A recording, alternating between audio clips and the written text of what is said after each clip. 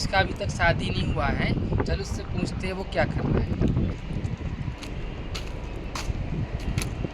Hello भाई, ये क्या कर रहे हो? ठंडी है, रात्रि हिला रहा हूँ। और क्या हिलाऊंगा ठंडी में? राशि खा रहे हो? तो रात्रि में, ठंडी में रात्रि तो खाना अच्छा, पड़ेगा मैं ना। ये बोल रहा था हाँ कि आपकी ना शादी करवा दूँ मैं? हाँ, करवा दूँ? करवा दो भाई। मैं तो तो ठंडी ये में हिला हिला के हिलाने का परेशान हूँ, नहीं, रात्रि हिला तो हिला के आप है ना खाता हूँ। रोज रोज हिलाते हो, हाँ, इसलिए हिलाने का नहीं, आपकी शादी करवा दूँ। तो वो थोड़ी ना हिला के देगी मुझे रात्रि। हाँ देगी ना, क्यों नहीं देगी, मिला के देगी ना।